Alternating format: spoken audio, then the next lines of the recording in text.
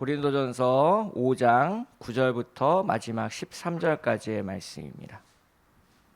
신약성경 268면 고린도전서 5장 9절부터 13절까지의 말씀 함께 한 목소리로 읽겠습니다.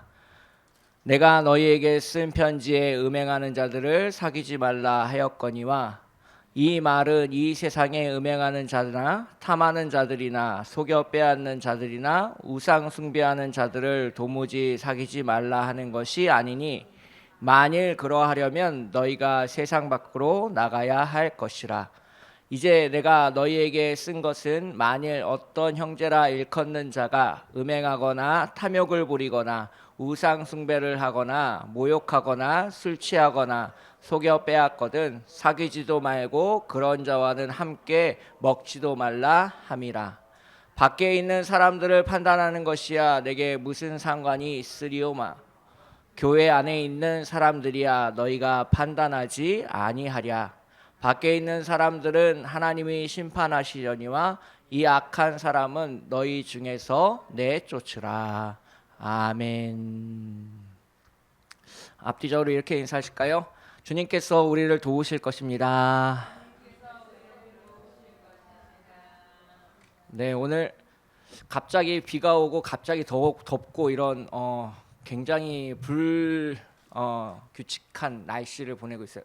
밖에 이제 창문으로 내다보니까 갑자기 어떤 분이 뛰어나시길래 봤더니 갑자기 큰 비가 쏟아져가지고 머리에 이렇게 뭐 신문지 같은 거 뒤집어 쓰고 막 뛰어다니시던데 오늘 비 맞으신 분은 없으시죠? 주님께서 우리를 지켜주셔서 하나님의 은총으로 오늘도 채워주시기를 주님의 이름으로 축복하겠습니다. 제가 수요예배를 7월 30일에 1일 날 전하고 이제 8월 달에는 처음으로 이제 수요예배를 전하는 거더라고요. 이제 첫 주에는 여름 휴가를 보냈고 그 다음 주에는 이제 청소년부, 청년부 연합 수련회를 떠나서 20일이 훌쩍 지나버렸습니다. 그래서 다시 이제 고린도전서로 이제 강해 설교를 준비하려고 하니까 이제 굉장히 좀 어렵더라고요. 이게 그 수영 선수가 훈련하는 루틴이 있는 것처럼 이제 설교를 준비하는 사람도 어떤 이제 생활 속에 루틴이 있거든요. 뭐 월요일에는 뭘 하고 화요일에는 어떤 걸 하고 이제 수요일 날 이제 말씀 준비를 하는 이런 루틴들이 있는데 2주 사이에 그런 루틴들이 좀 깨져버려 가지고 좀 이제 말씀 준비하는데 좀 많이 힘들었습니다. 또 힘들었던 건 이제 오늘 본문이 고린도전서 5장이라는 점입니다. 설교 제목부터 매우 이렇게 좀 노골적이고 자극적입니다. 악한 사람은 내쫓으라. 이게 믿음이 없는 사람들이 들으면 야, 목사가 우리 내쫓으려고 하나 보다라고 생각해서 시험에 들기 딱 좋은 그런 제목입니다. 근데 어쩌겠습니까? 하나님이 전하시기를 원하시는 메시지를 들고 이제 목회자가 강단 앞에 서야 되지 않겠습니까? 지금은 이제 고인이 되신 옥하는 목사님께서 이제 은퇴를 하고 나서 한 잡지와 이제 인터뷰를 진행한 적이 있습니다. 그렇게 40년 가까이 이렇게 목회 여정을 지나오면서 되돌아보면서 이렇게 자기가 후회되는 일이 뭐가 있으신지 이렇게 기자가 질문을 했는데요. 기자가 예상했던 것과는 굉장히 의외의 답변을 하셨습니다. 뭐라고 답변하셨냐면 교인들 눈치 본 게 후회가 된다라고 이야기를 하시더라고요. 그래서 서열교 강단에서 거침없이 메시지를 전하시고 또 대형교회 담임 목사로서 뭔가 교인들 눈치를 하나도 볼 것 같지 않은 그런 목사님이었는데 이제 그런 얘기를 하셔서 기자가 굉장히 놀랐다라고 적은 적이 있습니다. 그래서 어떤 점에서 눈치를 보셨습니까? 라고 이제 되물었더니 그런 얘기를 하시더라고요. 성도들에게 하나님이 원하시는 말씀을 전해줘야 되는데 성도들이 듣고 싶은 말만 해준 것 같아서 이제 후회가 된다라는 말을 하신 적이 있습니다. 그래서 이 하나님의 말씀을 전하는 설교자로서 사실 그런 유혹을 우리가 항상 받거든요. 교인들이 지금 현재 듣고 싶어하는 어떤 좋은 메시지, 위로의 메시지, 또 우리를 힘이 나게 하는 그런 메시지들을 듣고 싶어합니다. 그래서 설교를 준비하는 과정에 있어서 가장 힘든 일 중에 하나가 이제 본문을 정하는 겁니다. 이게 본문에서 이미 성도들이 받고자 하는 위로의 메시지가 있을 때 이제 설교를 준비하기도 편하고 설교를 다 마치고 나서 오늘 설교 감사합니다라는 말도 어렵지 않게 들을 수 있기 때문에 그렇습니다. 사실 오늘 본문과 같은 말씀은 피하고 싶은 메시지 중에 하나입니다. 본문 안에 담겨져 있는 메시지 자체가 굉장히 이제 자극적이고 부정적이기 때문에 그런데요. 오늘 본문 안에 있는 부정적인 메시지를 살펴보면 이 악한 사람은 너희 중에서 내쫓으라. 13절에 있는 말씀이고요. 11절에서도 사귀지도 말고 그런 자와는 함께 먹지도 말라. 이런 말씀도 있고 9절에서는 음행하는 자들을 사귀지 말라. 이렇게 굉장히 단호하고 부정적인 메시지를 전하는 것은 이제 전하는 이렇게 설교자나 듣는 이제 청중들이나 굉장히 부담되는 일입니다. 하지만 이 하나님이 원하시는 말씀이 그 안에 있기 때문에 그것을 피하지 않고 전하는 것이 강해 설교의 본분이다라고 생각을 하게 됩니다.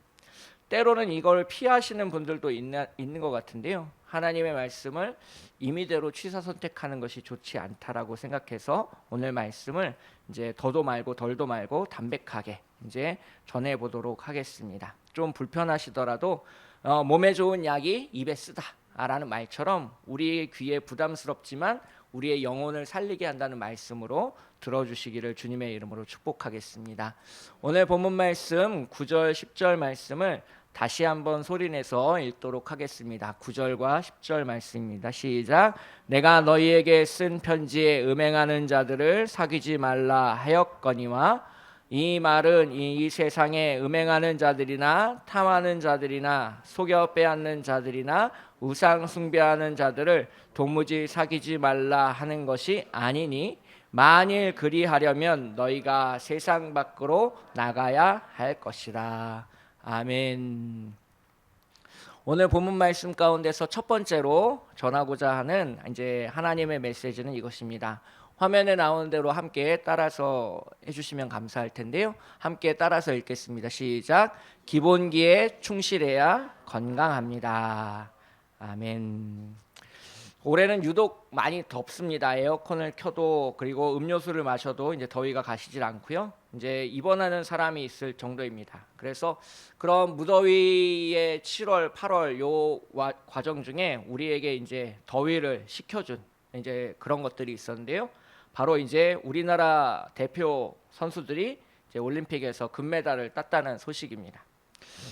이번 2024년 파리 올림픽에서 대한민국은 이제 금메달 13개, 은메달 9개, 동메달 10개를 따서 총 32개의 메달을 획득했고요. 이제 여러 나라들 중에 이제 8위라는 성적에 냈습니다. 그 금메달 딴 내용을 살펴보게 되면 양궁에서 금메달 5개를 획득했습니다. 금메달이 13개였는데 5개나 양궁에서 나왔으니까 한 절반 가까이 우리가 양궁에서 이제 금메달을 땄다라고 이야기를 해도 이제 빈말은 아닌 것 같습니다. 그런데 이 양궁은 이제 1984년 미국 올림픽부터 시작해서 이제 여자 단체전 같은 경우에는 총 10번의 금메달을 전부 대한민국이 따내는 이제 전무후무한 일들이 이제 일어나기도 했습니다. 반면에 또 좀 안타까운 소식도 있었는데요. 이제 금메달을 따고 나서 이제 여자 배드민턴 선수인 안세영 선수가 이제 협회와의 갈등이 이제 언론을 통해서 이제 드러나면서 우리에게 안타까움을 전해주고 있습니다. 어떤 분들은 그런 말까지 하시더라고요. 양궁 협회를 제외하고는 대한민국 체육계는 다 썩어 있다. 이제 아니라고 말할 수 없는 현실에 우리는 그렇게 살아가고 있습니다. 그러면 왜 이 양궁이 세계 최강을 오랫동안 유지하고 있을까? 이런 질문을 하는 데는 이제 많은 사람들이 그런 얘기를 하게 됩니다. 선발 과정이 굉장히 공정하다는 것입니다. 그래서 뉴스 기사를 살펴보면 이제 얼마 전까지만 해도 이제 우승을 하거나 작년에 이제 금메달을 딴 사람에게는 약간의 어드밴테이지가 있었다고 합니다. 예를 들면 2020년에 금메달을 딴 선수에 한해서는 그 다음에 2021년에 이제 예선전부터 이렇게 치르는 것이 아니라 바로 본선 16강에 진출해서 이제 국가대표 자격을 취득하는 그런 시험을 볼 수 있도록 했는데 이제 얼마 전에는 이제 그 혜택마저도 사라져 버렸다는 겁니다. 즉 올해 2024년에 내가 금메달을 땄다고 하더라도 내년에 아무런 어드밴테이지나 혜택 없이 이제 예선 1차전부터 시작해서 결승전까지 다 해야, 거기서 좋은 성적을 내야 이제 내가 국가대표로 뽑힐 수 있고 세계 대회에 나가서 금메달을 딸 수 있는 자격이 주어진다는 겁니다.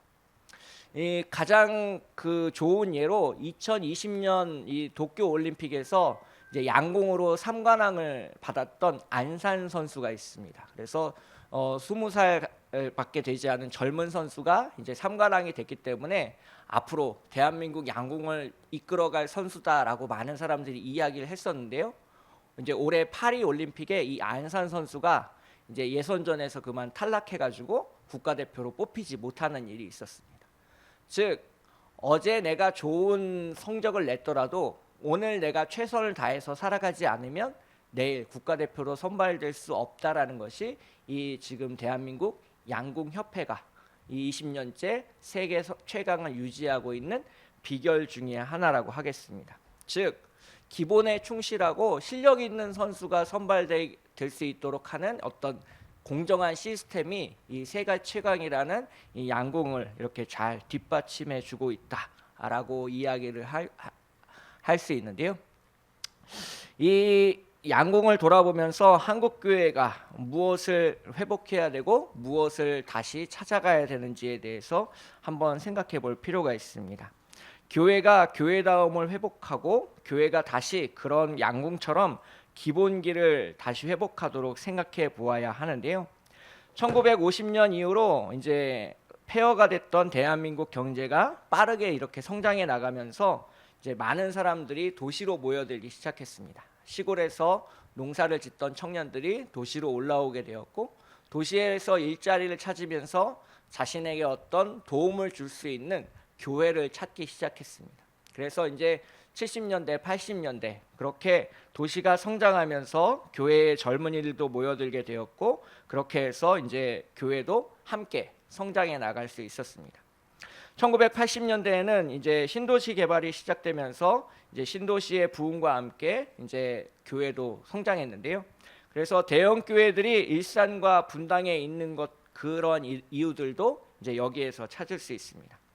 교회가 빠르게 성장하고 부흥하면서 이제 많은 사람들이 모여들기 시작하면서 잃어버린 것이 있는데 그것은 바로 교회의 건강함이다라고 이야기를 할 수 있겠습니다. 예전에 어느 목사님께 들은 이야기입니다. 경기도 부천에 있는 어느 신도시에서 이제 있었던 일인데요. 이제 신도시가 막 생기고 나서 이제 교회도 이제 그 건축을 해서 사람들을 전도하기 시작했습니다. 이제 거리에 나가 사람들을 전도하기 시작했고 이제 경쟁적으로 바로 500m 사이에 둔 서로 교회들끼리 굉장히 경쟁적으로 이제 전도를 하기 시작했습니다.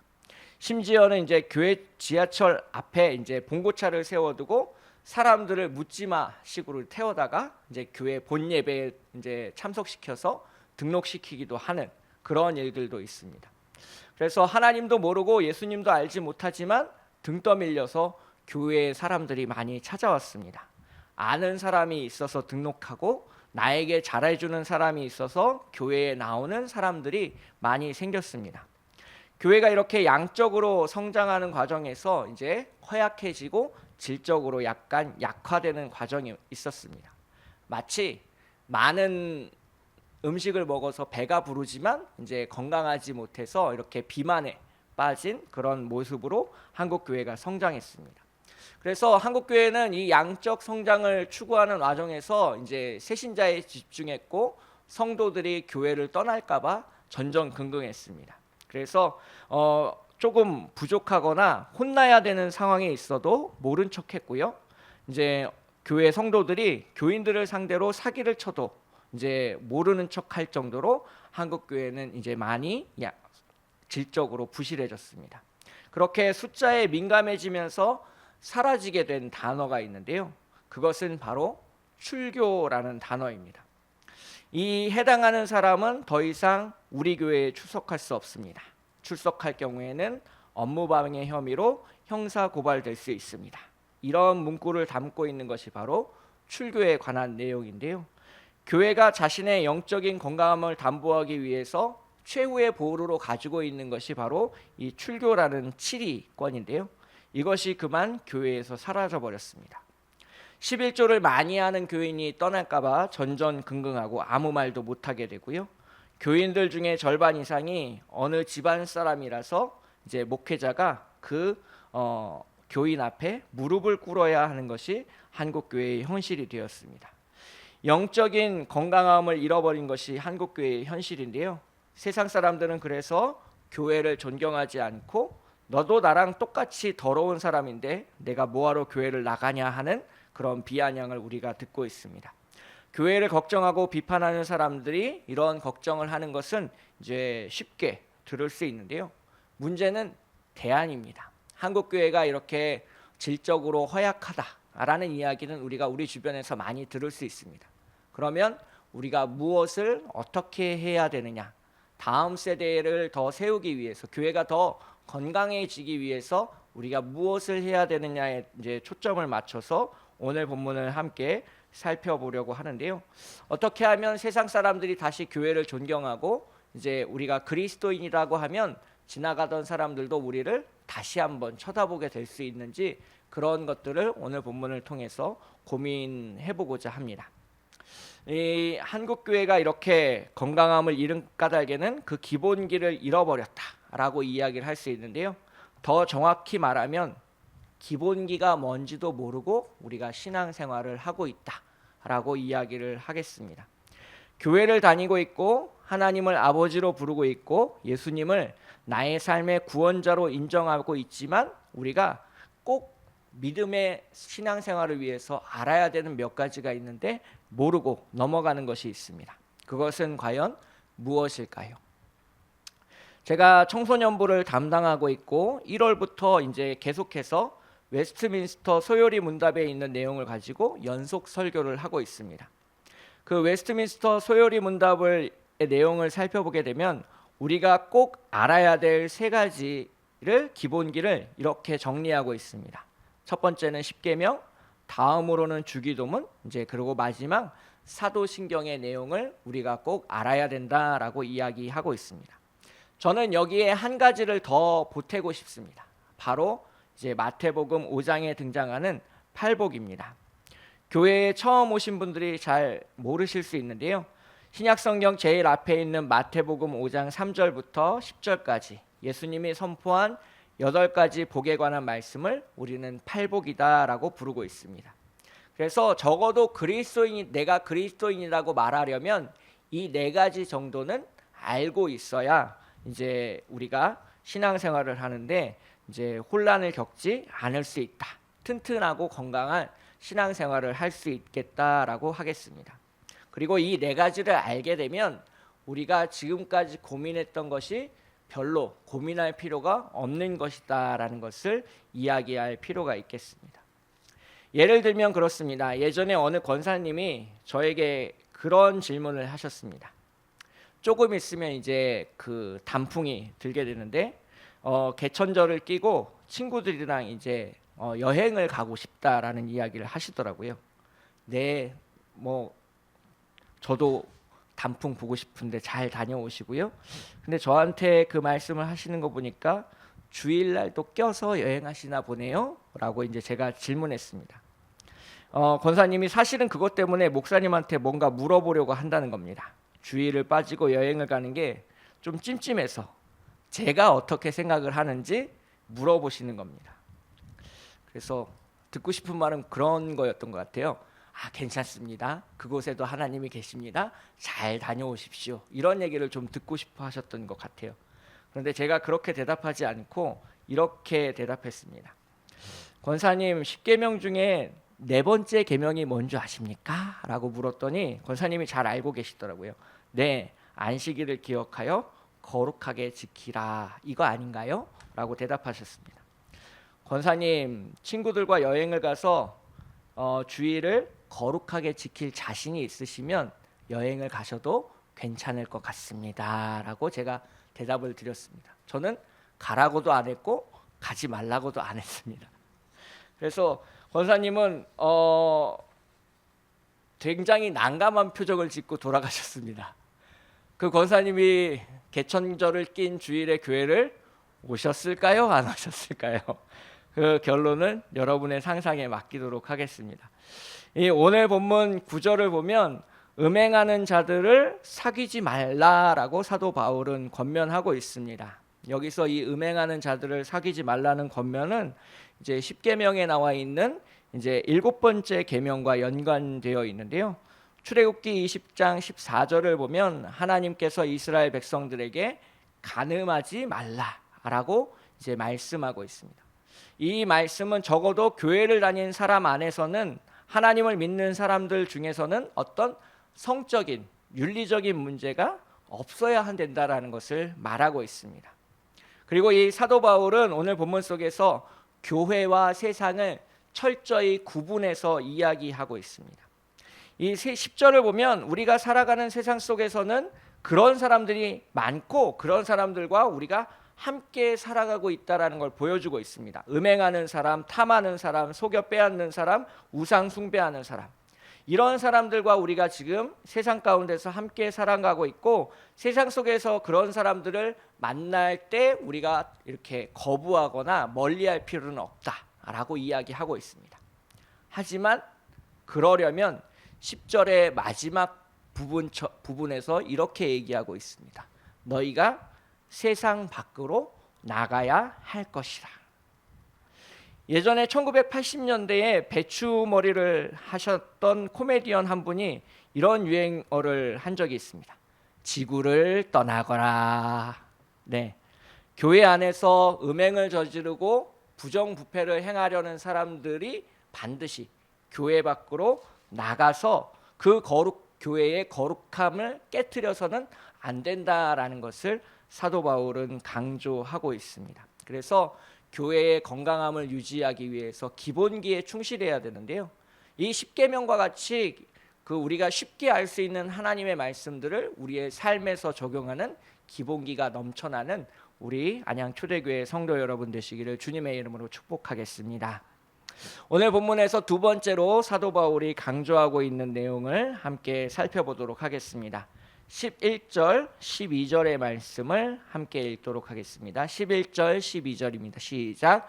이제 내가 너희에게 쓴 것은 만일 어떤 형제라 일컫는 자가 음행하거나 탐욕을 부리거나 우상 숭배를 하거나 모욕하거나 술 취하거나 속여 빼앗거든 사귀지도 말고 그런 자와는 함께 먹지도 말라 함이라. 밖에 있는 사람들을 판단하는 것이나 내게 무슨 상관이 있으리오마는 교회 안에 있는 사람을 너희들이야 판단하지 아니하랴. 아멘. 그래서 오늘 본문에서 두 번째로 강조하고 있는 사도 바울의 메시지는 이것입니다. 함께 따라서 읽을까요? 시작. 악한 사람은 교회 안에 있을 수 없습니다. 최근에 한국 교회 이곳저곳에서 가장 많이 붙은 포스터가 이걸 겁니다.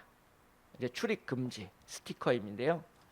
이 한국 교회 성장의 어두운 그림자가 바로 이단과 사이비가 넘쳐난다는 데 있습니다. 한국 교회가 그만큼 건강하지 못하다라는 것을 나타내는 지표 중에 하나가 한국 교회 안에 참 많은 이단과 사이비가 있다라는 것을 통해서 우리는 알 수 있습니다. 교회 안에서 어떤 자신이 채우고자 했던 것을 채우지 못한 많은 사람들이 교회를 떠나 이제 이 이단과 사이비의 현혹이 되었고요. 가족이 돌아오라고 권면할 때도 강하게 거절하는 일들이 발생했습니다. 한 여성에게 가족들이 눈물로 애원하면서 그만 가정으로 집으로 돌아오라라고 권면을 하게 되자 그 여성이 이렇게 얘기했습니다. 내가 아기 낳고 힘들 때 당신들은 날 위로해 주지 않았어요. 여기 있는 사람들이 진짜 내 가족이에요. 그러니 난 돌아갈 수 없어요 라고 말하는 그런 내용이었습니다. 이단과 사이비들이 교회 안으로 들어와 교회를 무너뜨리고 자신의 세력을 넓히고 있는 그러한 가운데서 우리는 이제 조심해야 되고 권면해야 되고 또 깨어 있어야 합니다. 이 이단의 어떤 한 교회를 무너뜨리기 위해서 굉장히 많은 시간과 노력을 들인다라는 것을 알 수 있는데요. 10년 동안 헌신적으로 봉사하여 교회 중직자로 세우고 보니까 이제 나중에 문제가 발생했을 때 그 사람이 이제 어떤 이단 사이비 단체에 속해 있다라는 것을 알게 됐습니다. 또 갑자기 막 전도가 돼서 교회가 부흥한다고 생각했는데 공동의회가 열려서 담임 목사를 쫓아내는 그러한 교회도 이제 나타나기도 했습니다. 즉 오늘 본문 속에서 등장하는 이 악한 사람은 그냥 어쩌다 한번 실수해서 나쁜 일을 저지른 사람이 아닙니다. 의도적으로 계획하고 실행해서 자신의 이익을 도모하고자 했던 사람입니다. 오늘 본문 속에 등장하는 이 악한 사람의 특징은 이 고린도라는 도시를 살펴보면 알 수 있는데요. 이 고린도라는 도시는 이제 고기를 잡는 사람, 또 시장에서 일하는 사람, 퇴역한 로마 군인들이 한데 어울려서 살고 있는 도시였습니다. 그 도시의 상류층은 로마 시민권을 가진 사람들로서 이제 많은 돈을 가지고 있고 정치력을 가지고 있는 부자들이었습니다. 그들과 교류하며 장사를 하고 높은 지위에 올라가려고 하면 당연하게 해야 될 것들이 있었습니다. 그것은 술자리나 파티에 빠지지 않고 열심히 참석해서 그들의 신에게 절해야 했던 것입니다. 빨간 드레스를 입고 춤을 추고 높은 직위에 있는 사람들을 유혹하고 우리가 영화에서 볼 만한 일들이 고린도 교회 안에서 펼쳐지고 있었습니다. 하나님을 믿고 교회에 다니고 있지만 상류층 사람들과 어울리기 위해서 이렇게 더 많은 것들을 얻으려면 어떻게 해야 될까? 바로 교회를 절반만 다니는 겁니다. 월요일부터 토요일까지는 음행하고 탐욕을 부리고 우상 숭배하고 술 취하고 속여 빼앗고 누군가를 모욕하고 일요일에는 아무 일 없다는 듯이 교회 예배에 참석하는 누군가를 상상해 볼 수 있을 겁니다. 사도 바울은 그런 사람들을 향해서 이렇게 말하고 있는 것입니다. 하나님을 절반만 믿을 수는 없다라는 겁니다. 교회 문턱에 한쪽 발을 걸쳐놓고 한쪽 발은 세상에 이렇게 내딛는 그러한 상태로 우리가 신앙생활을 할 수는 없다라는 것을 분명하게 이야기하고 있습니다.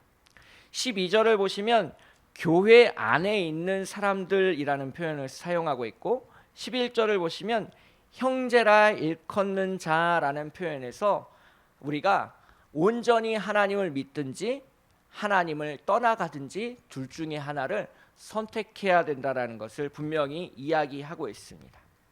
그래서 세상에 속해 있는 사람이든지 온전히 하나님을 예배하는 사람이든지 둘 중에 하나만 존재하고 그 중간지대, 우리가 회색지대라고 부르는 공간은 없다라는 것을 분명히 이야기하고 있습니다. 사도 바울은 그래서 오늘 본문에서 양자택일할 것을 권면하고 있습니다.